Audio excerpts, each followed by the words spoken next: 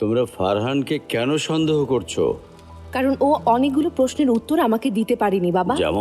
যেমন ধরো, ওর যদি এতই টাকা পয়সা থাকে, ও কেন এখানে এসে আমাদের এখানে জমি কিনলো? সেটা কিনতেই পারে। আমি ইন্টারনেটে অনেক ঘেটেছি। ও যদি এত প্রতিষ্ঠিত ব্যবসায়ী হয়ে থাকে, কোনো ওয়েবসাইটে ওর নাম নেই কেন, কোনো প্রতিষ্ঠানের নাম নেই কেন? অনেক কিছু ঘেটেছি, কিন্তু কোথাও কোনো কিছুই আমি খুঁজে পাইনি। এটা কি করে সম্ভব? ও যদি প্রতিষ্ঠিতই হয়, তাহলে ওর নাম তো সব জায়গায় থাকার কথা। মানে শিরিন এতক্ষণ তাই বলেছে যে আমি ভাবছিলাম ফারহানের ব্যাপারে অনেক খোঁজ খবর নিতে হবে। তা নেব। তাছাড়া এটাও খুব আজব লেগেছে, ও প্রথম দিনই বলেছে যে আমাদের পার্টনার হতে চায়। হ্যাঁ, তাও আবার অল্প কিছু দিনের পরিচয়ে। বাবাই বা কম কিসের? সারাদিন শুধু আমাকে নিয়ে ওই ফারহানের সাথে তুলনা করে। দুদিনের পরিচয় একটা মানুষকে নিয়ে এত প্রশংসা করার কি আছে? তোমার মতো কাপুরুষ আগে একটাও দেখিনি। ও তাই নাকি? তাহলে আসল সুপুরুষ তোমার জীবনে কখনো আসেইনি।